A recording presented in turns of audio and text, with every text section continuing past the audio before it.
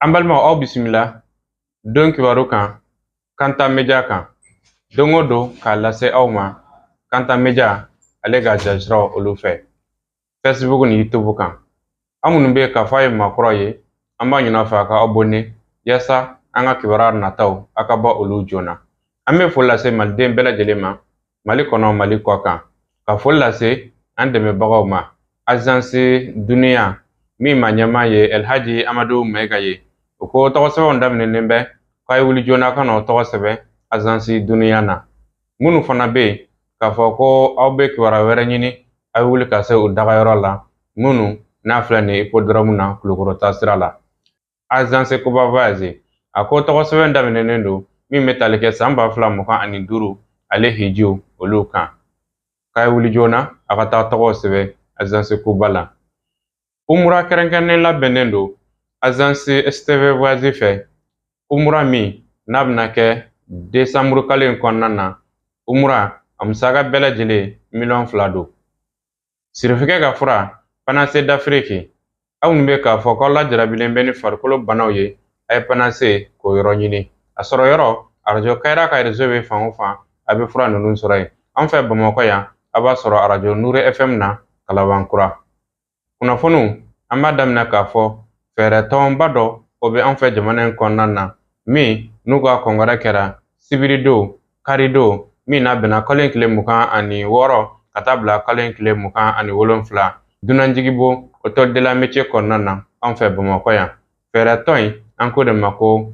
Yerdia Mali. Yerdia Mali u ka kɔngɔrɛba in kɔni a ɲɛmaya u jɛra k'a to maa min bolo o de ye Elhaji Baba Haidara. O ye tɔnkulu in ma ɲɛma ye. An b'a dɔn k'a fɔ min ye fɛɛrɛ tɔnkulu caman olu de fara ɲɔgɔn kan ka kɛ nin tɔnba kelen ye n'o bɛ UMURDA k'o kɔfɔ ani ka fara fɛɛrɛ tɔnkulu caman kan minnu bi an bɛ se k'a fɔ olu de ye Baba Modibo Keyita tiɲɛ tabaw ye fɛɛrɛ tɔn nasiraw la. An balakaw ka ɲɛma fɛɛrɛ tɔn in kɔnɔna na o ye Madame Haidara Aissata Sise ni a majiya tɔgɔ ye Chato ye. Ale kɛra an balakaw ka ɲɛma ye nin tɔn in ale kɔnɔna na. An balimaw an y'a fɔ kɔngɛrɛ in kɛra don 2 de kɔnɔ sibiri ani dimanche. Sibiri don an ye ja minnu sɔrɔ ka bɔ kɛnɛ kan ye olu filɛ nin ye. Elhaji Baba Haidara bɛɛ bɛ ne dɔn ni Sandi tɔgɔ ye. RDA Mali président de ne ye. An bɛ an ka kɔngɛrɛ kɛnɛ de kan. Kɔngɛrɛ ye min ye ka militant minnu bɛ RDA kɔ kan ani min bɛ kɔnɔna la an bɛɛ de bɛ fara ɲɔgɔn kan bi ka kuma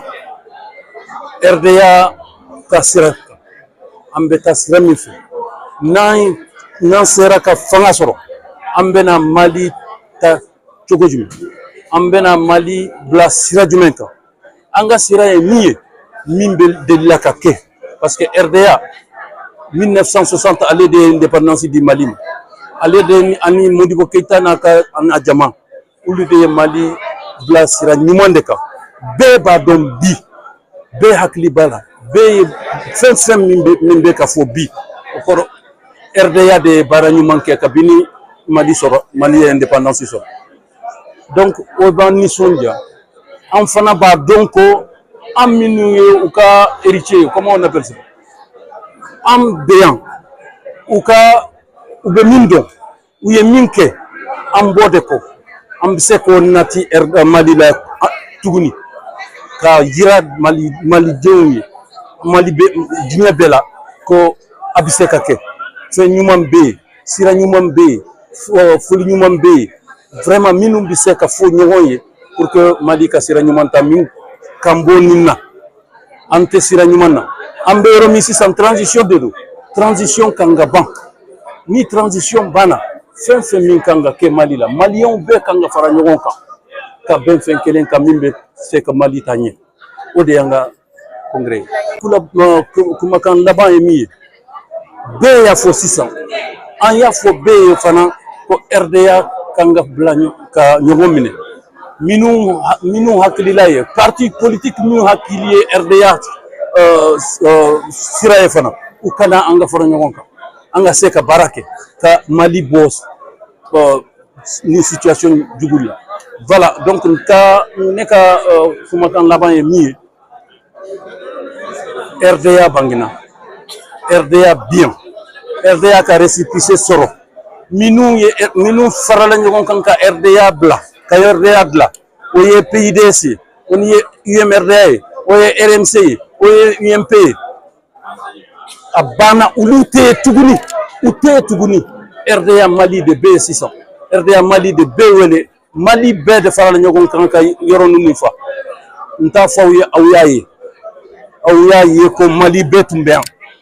k'a fɔ ko nin de ye sira ye nin de mɔgɔw ye minnu bɛ RDA ɲɛ donc franchement a kuma ka dabila kɛnɛ ma hasidiw minnu bɛ yen hali bi parce que don o don an b'a fɔ minnu ye RDA denw ye olu bɛ se ka na n y'a fɔ n ka discours la fana u ka na an ka fara ɲɔgɔn kan mais ni mɔgɔ kɛra hasidi ye i mana fɛn fɛn min kɛ a tigi ye a tɛ ɲɛ olu ka taa u ka sira fɛ. An ka bi lajɛ tun ye de RDA mɔgɔw n'u bɛnna la k'u ka fara ɲɔgɔn kan donc an fara ɲɔgɔn kan parce que tuma min na élection kɛra 92 i y'a dɔn élection y'a to an tila dɔw ko Cɛnniɛ dɔw ko Baba Hakim donc a kɛra baasi ye ani ɲɔgɔn cɛ donc mɔgɔw taara parti kuraw créer donc an y'a fɔ k'a fɔ ko bi bi in na an bɛ yɔrɔ min na maliyɛnw ka kan ka fara ɲɔgɔn kan mais ni maliyɛnw bɛ fara ɲɔgɔn kan RDA ka kan ka kɛ a base parce que RDA yɛrɛ tɔgɔ ye rassemblement donc an sera ka parti kɔrɔlen ninnu bɛɛ fara ɲɔgɔn kan an kɛra parti kelen ye donc o congrès fɔlɔ de ye nin aw yɛrɛ y'a ye jama nana cogo min aw yɛrɛ y'a ye jama nisɔndiyara cogo min aw y'a ye kuma minnu fɔra fana bɛɛ ko RDA ye indépendance ka parti ye bɛɛ ko RDA ye Modibo Keyita ka parti ye an yɛrɛ ka parti président a kuma cogo la a ko n'i y'a ye ko dɔ bɛ ka da politique mɔgɔw kan politique mɔgɔw yɛrɛ de n'o don parce que olu yɛrɛ de ma a kɛ cogoya dɔ la pour que mɔgɔw ka da u la mais je crois que mɔgɔw ka se ka da RDA kɔnɔ la parce que u dalen bɛ Modibo Keyita donc an tɛ se k'an sen da sen wɛrɛ la min tɛ Modibo Keyita sen. Tun ye sibiri don ja minnu sɔrɔla ka bɔ yen ni Ala sɔnna ma sini don kibaru kɛnɛ kan kɔnkɛrɛ kuncɛ don dimanche sera minnu sɔrɔla ka bɔ yen an n'o lase aw ma. An balimaw bozo minnu sigilen bɛ Banankɔrɔ dangan na kɛrɛnkɛrɛnna o min bɛ Dabakɔrɔ dura fɛ u ye wele bila jamanadenw ma ka wele bila jamana faamaw ma ka sanga kalanta min nata don ko ji kɛra sabu ye olu kɔni wulila ka bɔ u sigiyɔrɔ la olu bɛ kalansoba kɔnɔ kalansoba dun ni kalan taara olu bɛna labɔ ko maa ma bɛ yen k'i bɛ se ka dɛmɛ lase olu ma i ka dɛmɛ lase olu ma sela min sɔrɔla ka bɔ olu filɛ nin ye. An b'a Ala fo k'a waleɲuman dɔn k'a barikada n'Ala ye ko se jɔn ma i kan ka foli k'a la k'a waleɲuman dɔn o kan parce que ji lajarabi de y'anw sɔrɔ min ye baji ka lajarabi ye ka don an ka sow la so fɛn o fɛn bɛ yen n'o kɔni suma a bɛɛ benna bon an nana ji de y'an obligé ka na don ekɔliso la an bɛ yen nɔ de an bɛ Banankɔrɔ ka sigida de la an bɛ weleweleda kɛ sigida faama bɛɛ de kelen tara k'a minɛ sanfɛ fo duguma an kɔni bɛ ekɔliso in na taa yɔrɔ t'an na na yɔrɔ wɛrɛ t'an bolo o ko ekɔli bɛna ta o bɛ se ka dɛmɛ min don an na pour que an bɛ se ka yɛlɛma yɔrɔ sɔrɔ n'o kɔni bɛ sɔrɔ o ka d'an ye. Maire nana ka n'an lajɛ ji nana ka na don so dɔw kɔrɔ k'o bin bon o y'a sɔrɔ a ma juguya a y'a fɔ dugutigi ye k'a ka tile ninnu d'a ma ni ko juguyara an ka yɛlɛ ka na ekɔliso la bon Ala y'a kɛ dugutigi ye tile d'a ma an yɛlɛna ka na ekɔliso la bon kabini olu kɔni taara o la u si m'u kɔfilɛ bilen k'a fɔ u bɛna ɲininka an bɛ cogoya min na an filɛ waati min na a dun fɔra arajow ni telew la ko ekɔli bɛna taa ni ekɔli bɛna taa wajibi an kan ka bɔ de parce que a ɲɔgɔnna dɔ kɛra an na droit la ekɔli ta la kuma kɔnɔ o ye ekɔlidenw de bila ka na an nɔfɛ k'an gɛn ka bɔ ekɔliso kɔnɔ an hakili b'ara nin fana bɛna kɛ ten de parce que waati surunyana kabini a kalo bɛ fɔ fo sisan kɔni a tile yɛrɛ fɔra i y'a dɔn an kɔni taayɔrɔ t'an na fɔlɔ an filɛ o degun de kɔnɔ kuma kɔni min kɔni b'an yɛrɛw fɛ n'an bɛ se ka lasiw ma n'u bɛ se ka min k'an ye soko la dumuni baloko la parce que an degun donna kun an ka jɔw bɛɛ taara ji fɛ dɔw ka kurunw taara bon dɔw ka sow binna an filɛ o degun de kɔnɔ sisan n'a fɔra an bɛ sigida min kɔnɔ o maire u tɛna o dɔn ka anw dara ka sɔrɔ k'an lajɛ n'a sɔrɔ kɔngɔ de b'an na ou bien jiminɔgɔ de b'an na mana foyi kono ko yambla so kono ka ba ban o enfana ba me dara kun ka fo tarata mimina buna mo labo kalande muno ka kalanta bon anyara bo kamana gwande kono bi anta do amina ka to ya mi aba se fama ma angon bi sigidira kata siningana ma anta do amina ka to mi de parce que ne dum sanu nana ubina do an ka mino tien kan an ka to do angon sigimbe ka lama kono angon be wele daminke an torale do bi sigirotana darotana dum sanu bambula ayro nyabula amba nyine moko nyuma fe ala ka jo nyuma fe ni fen fe video yi o ka ala de kama o ka ndeme nu se deme fen na o ka ke akara balon hoyo akara fen nu mi ngon sego mi bien yera kono o ka ndeme amba nyino fe ala yera kama dugo kolo tambolo ka fambe tay o yoro sitamolo jikono yang kono ka sigoro be mine alne ke be seli dugo kolo anga dagala bi tenduru yoro soro ka fe bi tembla duguma angon ba mogo de ala kama ka ala ni islamaya yara kama o kan deme ka deme tan fo duguma ami deme le ni famo fe ani nyamo fe o ka ke ala kama ko filana parce que dagum banga bi donc an yere se kan ga dagu an ta gun to ko do ni famo te donc meru ko ni o ya jan fa o ya to yo mogo tan wasira tana mal sa o merkele nu bi se ka sigi o be famo mi se ka sigi o be woti mi nu bi se ka deme mi akera ina fo soko te fambela obie sioro ko na nyono parce que sino wati corona bo antara mbaki ko nge ketu mina donc ame deme ni nyamo fe ka demna demna ko ka fo jengro mina o ame jero mi ngonna we ngaba ko droit bana ko boso danga jikon dona nga so koro anga so be bina anga so fi mana jama be bina so ta mbolo jigi atanye hala ndombi ubna do so mi kono atambolo an kono biya ala bolo ala bina nke mi an kontado ekol tasira o sanantara ekol sobala unana uyangie de iko baga sisa andu biya fana ambe ka me ko ekol binata tayarotana na yorotana angoni biya ubina ngie biwa bina ngie sinwa an kontado angoni beka mali famo ani mali wartigu ali jamana koka ni minu yaye ambe banangora danga na gaba ko durwa danga ambe o ka nyama ala na ala kira kama o ka ndeme anga demsanu fle setanye bi anga jowtara anga kurun tara anga fembe tara antumi sanade ke kanga denu bolonai an muso bi sanade ke kan denu bolonai anga sanade fembe tara ni ya me bi sanaya reke fende bi bolo hala anga daba minu ba anga furola anga mazin ambe nga soni kanimi ya kan denu bolonai jite mena beka okuma angone bi ala de deli sisa ka fama u deli ani jamana wartigu jamana koka setigu nu yaye uka nyama ala kira kama uka andeme ala kama ambalmo kasanga nanga wasaden ladego olu ka baraw tabolo ye tumani tuma u to ka farukolo nyene jeke wira dama oni nyongonche wasaden nyema maliki jaw ale farukolo nyene jen nyema tume abulu ay mi sura ka fanyana shirawla olu flani farikolo ɲɛnajɛ bolofara caaman i n'a fɔ ntolan sen ta ni bolota nɛgɛso ka se hakilijagabɔ kulonkɛ wɛrɛw ma nin bɛɛ de wasabulon sente tɔndenw ni a baarakɛlaw fara ɲɔgɔn kan a b'u dɛmɛ k'u ka kɛnɛya sabati ni fasoden ɲumanya hakilinan ye wasadenya baaraw kɛrɛfɛ an bɛ baara min na baara in a bɛ kɛ hali k'i to sport la farikolo ɲɛnajɛ yɛrɛ de b'a to kosɛbɛ an bɛ se k'o baara in kɛ parce que o de b'a to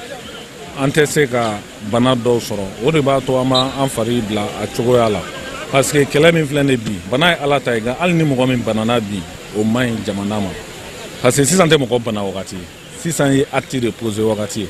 sisan tɛ kuma wagati ye kumaba o kuma tɛmɛna sisan ye kɛwale de ye i bɛ se min na i b'o de kɛ sisan donc an tɛ fɛ ka jamana janfa k'a fɔ ko nin ko daminɛna ko sini ko i yɛrɛ tun bɛ se ka fɛn dɔ éviter k'i ma se k'o kɛ o de la an bɛ sport in kɛ. nin ko ye laada ye wasabulon CNT bolo kalo juma laban nka ze nata kɛrɛnkɛrɛn na ni bonyamasegi ye ka taa jamana ni hakilinaw yɔrɔ minnu y'a to generaliya jala sɔrɔla jamana maaba dɔw fɛ i n'a fɔ CNT ɲɛmɔgɔ yɛrɛ. faso de ye jala di a ka cɛden dɔw ma fɛn fɛn fana ye jala sɔrɔ o hukumu kɔnɔ k'u bɛɛ fo ka dugawu k'u ye jala in ala k'a kɛ jala kunnadi ye ala ka n'u dɛsɛ jala in dɔw b'a ye k'a fɔ nin dira nin ma nin ye nin kɛ nin ma nin kɛ an tɛ o yɔrɔ la fasodenw de ka kɛwale don generaliya baara colonel dɔw y'a kɛ k'a sɔrɔ u ma general jala don generaliya waleya de don baara de don donc maintenant ni peuple y'a jate minɛ ko ninnu u ye nin kɛ u n'a ka kan donc an bɛ peuple fo ka peuple waleɲuman dɔn o la ka tila k'u hakili lasigi président de la transition y'a fɔ Mali ani foyi tɛ sanga farikolo ɲɛnajɛ ni fasodenya waleya ɲumanw kolokololi hakilina kɛrɛfɛ nin don ye bɛɛ ni kelenya sinsini sira ye wasablon sente baarakɛlaw ni ɲɔgɔn cɛ o de la wolomali tɛ kɛ a kɛnɛ kan wasablon sente ɲɛmɔgɔ ni baarakɛla tɔw cɛ hali farikolo ɲɛnajɛ kulonkɛw kɔnɔna na walima san 2023 an ka finitigilakaw u ye lakɔgɔli yɔrɔba dɔ labɛn o min n'a filɛ nin ye Falajɛ nin lakɔgɔli yɔrɔ in a bɛ lakɔgɔli kɛ maaw kunna maaw bɛ k'a fɔ ko ye jalabatigiw ye an ka finitigilakaw la olu ka bɔli fɔlɔ o kɛra dɔgɔkun in kɔnɔna na Sherla min sɔrɔla ka bɔ o kɛnɛ kan ye olu filɛ nin ye an ka jamana finitigilaka jalatigibaw olu ka dɔ fara dɔnniya kalanso kura dɔ bilara sen kan Mase kalo tile 16 2023 san camancɛ fanga o ɲɛmɔgɔba fɛ Général d'armée Assimi Goïta ko kalanso in ɲɔgɔnna tɛ farafina jamana si la a kulu fɔlɔ ka kalanban bɔli o kɛra bi juma kalanso in tɔgɔ ye École d'état-major des forces de sécurité a bɛ Falajɛ kulu fɔlɔ min bɔra o mɔgɔ ye mɔgɔ 30 ye muso o ye 2 ye a la u ka kalanw kuncɛli la ɲɔgɔndan kɔfɛ jɔyɔrɔ sabanan o sɔrɔbaga ye kuru 16 burumuru 72 o de sɔrɔ kuru 20 na jɔyɔrɔ filanan o sɔrɔbaga o ye kuru 17 murumuru 34 o de sɔrɔ kuru 20 na jɔyɔrɔ fɔlɔ o sɔrɔla mɔgɔ min fɛ o ye kuru 17 murumuru 37 o de sɔrɔ kuru 20 na nin kun ye président de la transition ka laɲini de n'o ye général d'armée Assimi Goïta ye président de la transition chef suprême des armées parce que il y a mais bibina montée en puissance des armées fɛn caman b'a la formation b'a la minɛnsɔrɔ b'a la donc nin ye formation cadre fɛn dɔ de ye école d'état-major dɔ b'an bolo n'o bɛ Kulukoro nka école d'état-major des forces de sécurité n'o ye polisi protection civile garde gendarmerie o tun tɛ Mali la donc nin b'a a to sisan an ka mɔgɔ minnu bɛ yen n'o ye officiers ni commissaires ye minnu bɛ nin niveau la n'o ye cadre supérieur ye a bɛna formation ɲuman d'u ma min b'a to an bɛ kɛlɛ min na bi an ka se ka a kɛlɛ labɔ a kɛcogo ɲuman na. jamana ka lakana ni jamanadenw ni kisili minisiri ko mɔgɔ 30 minnu ni olu ye nin dɔ fara dɔnniya kalan in sɔrɔ ko kalan in sɔrɔli tɛ a bannen ye ko u k'u jija dɔnniya minnu ni u y'o sɔrɔ kalan in na u ka kɛ a lawaleyabaga ye kulu filanan ko olu kan ka don kalo kura o nata ni o ye novembre kalo o tile fɔlɔ AES jamana ko olu sen bɛna ye o la. an balimaw kɛnɛya nasiraw la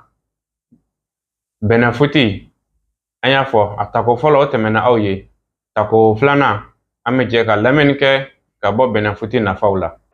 ale Bɛnɛfuti kelen min filɛ nin ye n balimakɛ n balimamuso i ka dɔn k'a fɔ Bɛnɛfuti kelen min filɛ nin ye sukɔrɔbana fana bɛ maa minnu na dɔw fɛ i b'a mɛn dɔgɔtɔrɔso la o b'a fɔ dɔw bɛ yen k'o b'a fɔ ka fari sukaro ka ca a bɛ fɔ ko dɔw ma ko fari tulu ka ca a bɛ fɔ dɔw ma ko farikolo kɔgɔ fana ka ca ni fɛn o fɛn mana sɔrɔ maa mun fana la Bɛnɛfuti k'a tobi k'a ji min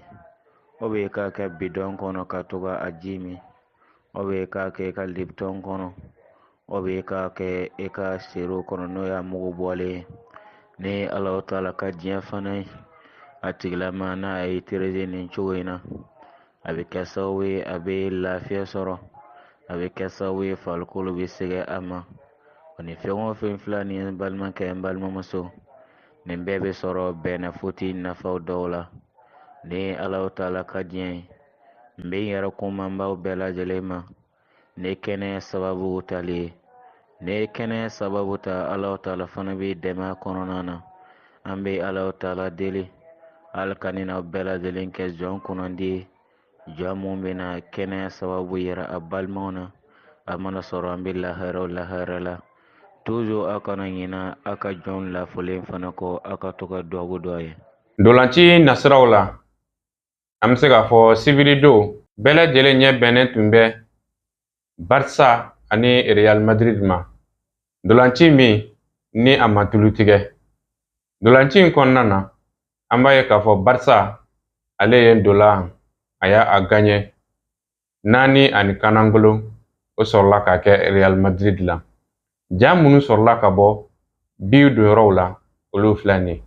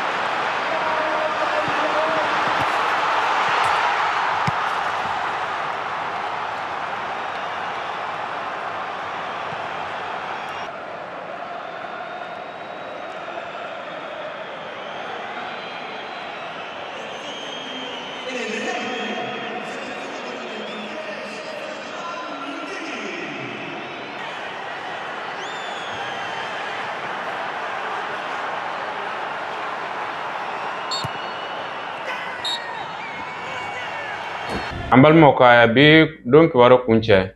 an bɛ taa jamana kɔfɛ. Kɛmɛ kɛra sababu ye maa 300 ani maa 50 ani maa 8 siganamaw la olu ka wele lakana tigilamaw fɛ bɔgɔ jeninen kan. An b'aw fo ka wale ɲuman dɔ aw ka yeli la jamana lakana tigilamaw dafɛ. Nin ye Burukinakaw ka jamana kɔnɔna lakananin minisiri ka laseli ye ka bɛn ni Alamusa tɛmɛnen ye. A ko Burukina jamanadenw u bɛ ka Burukina surasiya dɛmɛ. Dɛmɛ in sababu la maa 700 ɲɔgɔn na kunnafoni sɔrɔla lakana tigilamaw fɛ ka bɔ u yɔrɔ ko siganamaw do. O tɛndɛnnen 350 ɲɔgɔn na minɛna k'a fɔ u bɛ jɛla mɔɔw fɛ minnu bɛ ka Burukina basigi tiɲɛ n'o ye jarawelelaw ye. Ko jaabi o min y'o ye o bɛ fasoden ɲumanya de ko fɔ labɛnw minnu bila bɛ sen ka Burukina faama kuraw fɛ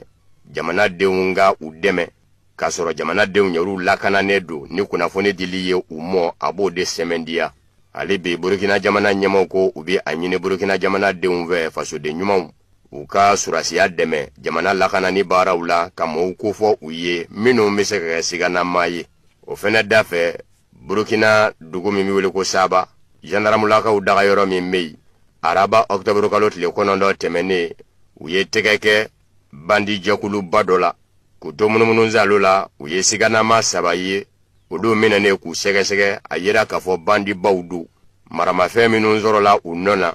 marifa pistolet o 5 pistolet automatique n'o ye PA ye o sarazila 4 n'o ye kisɛw marala ye marifaja min bɛ wele ko fusil kalachnikov o 1 AK-47 o fɛnɛ ye marifa jan ye o kisɛ marala den 5 ani kisɛ caaman wɛrɛw. Saba gendarmelakaw ka ɲɛma adjudant chef Milogo Facɛ ka fɔ la minɛni a sera ka nɔgɔya u bolo k'a sabu kɛ u ye sɔmi sɔrɔ k'a fɔ bandi ninnu yɛrɛ dama de labanna ka kari ɲɔgɔn na dɔ jigi na kɛ dɔ la maaw mago salen kɔ u bololafɛnw dilacogo kunga ni o manga wulila u ni ɲɔgɔn cɛ n'olu donna u tula k'u bɛɛ lajɛlen fara ɲɔgɔn kan. Niger jamana ni Benin jamana bɛ ka segin ɲɔgɔn mɔ u b'a fɛ baara ɲɔgɔnya nasiraw ka k'u ka jɛw kɔrɔ don. Niger lasigiden kura makɔnɔ bɛ Benin baba la Cotonou. Fan filaw ni ɲɔgɔn cɛ gwɛlɛya caman bɛ ka bɔ a la bi. Bawo Niger jamana ɲɛmaw u b'a fɛ ka majira maa min bɛ taa kɛ Niger jamana lasigiden ye Benin baba la Cotonou. Benengaw ka jamana ɲɛmayaso babu sentigi Wilfreda Leandre Ngbeji ka fɔ la olu yɛrɛw sera ministriw ka ladala lajɛ kɛnɛ kan ni kunnafoni ye wa ministriw bɛɛ lajɛlen jɛna ka jira k'a fɔ ko ɲuman tɛ tɛmɛ a kan. K'a tɔ tora Niger jamana ma ɲɛmaw de ye sa u b'a fɛ maa min ka kɛ Niger jamana nɔnabila ye lasigiden Benin baba la Cotonou u k'o jira. O fɛnɛ dafɛ Niger jamana ɲɛmaw ye a jira jamana lɔgɔli karamɔgɔw la minnu bɛ jamana ka bolo kan o kɔrɔ ye lɔgɔli karamɔgɔ fonctionnaires minnu bɛ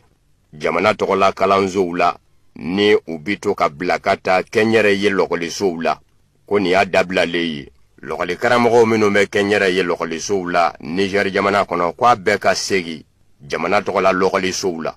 Laɲini tɛ dɔwɛrɛ ye Niger faamaw fɛ yɛlɛma kuraw minnu bɛ ka kɛ lɔgɔli karamɔgɔ ko bina k'u ka kalanko don bala Niger jamana kɔnɔ ko baaraw nɔgɔya. Bawo Niger ma ɲɛmaw b'a fɛ lɔgɔli karamɔgɔw ka minan gɛrɛngɛrɛnnenw bɔ u ye k'u to minan min kɔnɔ ni u ka dugu jɛko 20 da maaya kɛcogo bi nɔgɔya u bolo k'u to lɔgɔli karamɔgɔya la. An balimaw, an cɛ ka kulomajɔ la nin bɛna dansigi kɛ bi don kibaru la.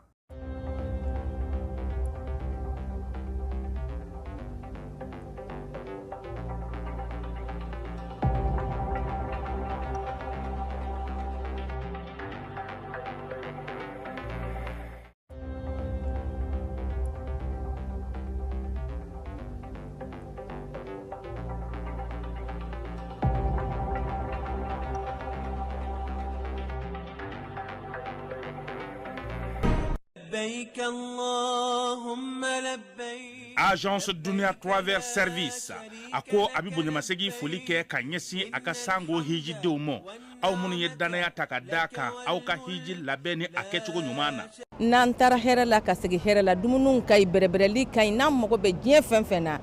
u b'a bɛɛ lajɛlen k'an ye donc an b'u fo k'u barikada. Directeur min tun b'a nɔfɛ n'o ye Amadu Mayiga ye a jɔra a jɔyɔrɔ la ɲɛmɔgɔya ko fɛn fɛn a jɔra a jɔyɔrɔ la ka nisɔndiya mɔgɔw la ka mɔgɔw bɛrɛbɛrɛ ka koto mɔgɔw t'a la mɔgɔw tɛ min dɔn k'a ɲɛ yira mɔgɔw la an y'o baara de sɔrɔ duniya la. Kumu kelen kɔnɔ a ko ka aw bɛɛ lajɛlen laduniya silamɛ minnu bɛ Mali kɔnɔ ani minnu sigiyɔrɔ bɛnnen don diɲɛ jamana wɛrɛw ma k'a fɔ san wɛrɛ o hiji ni o umura o baaraw labɛnw daminɛna ka ban. O tumana aw minnu b'a fɛ ka hiji kɛ damu lakana ni basigi kɔnɔ Agence Dunuya a kɛmɛ ko fɛɛrɛ bɛɛ lajɛlen tigɛ ka hiji kɛcogo ɲuman kalanw bɛɛ lajɛlen labɛn ka bila aw ɲɛ min ye k'a dɔn siyɔrɔ ni damu ye ka surunya aw ka bato kɛ yɔrɔw la dumuni lakika sanuma o bi tobi ka bila aw ka bolo ka saga n'a ka waati bɛɛ lajɛlen la dɔgɔtɔrɔ jolenw olu bɛ aw nɔfɛ hiji kɛ yɔrɔ ani bato kɛ yɔrɔ wɛrɛw bɛɛ lajɛlen la yɔrɔ bɛɛ ani waati bɛɛ baw bolo kuma dɔ o ka wusa ne de sen ka di ye. Agence Dunia Travel Service jɛɲɔgɔn kelen min bɛ aw ka hiji ni aw ka humura kɛ k'a ɲɛ ale de do o fana ni aw bɛɛ kunnafoni wɛrɛ ɲini a ye weleli kɛ 66 71 37 24 70 64 99 71 ni aw bɛɛ u ka yɔrɔ ɲini u filɛ ni hippodrome yɛrɛ la immeuble station Soma Yafula Kulukɔrɔ sira da la o fana min y'i k'a dɔn Agence Dunia Travel Service ye k'u bɛ dugawu kɛ hiji ni umura kɛcogo ɲuman a n'a musakaw ala k'a nɔgɔya silamɛ bɛɛ lajɛlen ye. N balimaw hiji tɛ taa danaya ko hiji ko la danaya sabati yɔrɔba dɔ ye Agence Kuba Voyage. N balimaw nin ye tare Agence Kuba Voyage wulila jeliko la Agence Kuba Voyage ka bulonda dayɛlɛlen aw ye sabula hiji 2025 campagne ko ni o lancera wulukuma dɔn o ka fisa ni sen ka di ye o tumana sa balmaw aminu ba fe kata hiji 2025 la agence kuba voyage ka blonda dayale lendo awye agence kuba voyage ko ka awla donia kadaka uye wasa do karamo jele onde ka minu be hiji don foka dona kari ka fra do jele ka minu bu hakito aka kene akola aga hiji baraw bela jelena menda oye mentigilay a tieni yere la kabanana ne baran tableau to na ba tableau en ja ko sebe yere parce que bara nyuma abi organisation bolo nyai ka fokuba voyage mo e espérance kama u ka bara organiser no kanye fuka tafo alhamdulillah wallahi ne gon se wara u ka bara la vraiment content ko sebe halibi alaka u ka bara tanya alaka barka du ka bara la ati tamanga bonye karama fembe hal ni mode ko la ni taru agence la kata ku erekta ibe famia sorala wallahi bunya da ka bere ana na fana ka ndeme ka ngam lebe yini ka dama ni ngone ni ala sona mane ka mama na bita maga abita kuba voyage fe wallahi wa agence kuba voyage nyama soko ka da au bela jelen kulo kan ka fo u bena tirazi belebele ba la be u ka hijido ni nyonje mekalo kle duru san 2025 maison de hajila ni hijide min gasige farati hiji be keleme doma o kodi alimana doma aga hiji ke fufalaki otmana sambal mau aminu ma fe gata hijila walma umrala walma au mo be pieteri de la kata tien fanta annani bela jelena walma au mo be transfert d'argent de la ibsega wuli kase agence kuba voyage jabala la magokura abeni Modou Konate place au MBS walma ibsega niga jurista bamba kuba voyage PDG 20 22 19 06 71 24 24 24 64 56 56 56 ikado niri boyana abolo frabe chaya agence kuba voyage sangosa gere kurabo moti agence dalelen ko fe awye agence kuba voyage agence kura dale awye sigaso amunumbe jamana koronya fanfe walma achemanche nya fanfe moti bolo frabe awtu koro wala saka kwa chu bela jelenya na mo hijikola walma uganne ga jurusra 76 12 63 50 walma 66 95 54 29 amunumbe sigaso marala ay wuli gase sigaso azansima sabla utuglendo ka kono wala sa ka ga hiji baraw ko bela jelenke lafia konana walma ibsaga ne ga jurusra bamba 76 37 31 33 77 69 81 18 azans kuba voyage alala yidiba bolo farachama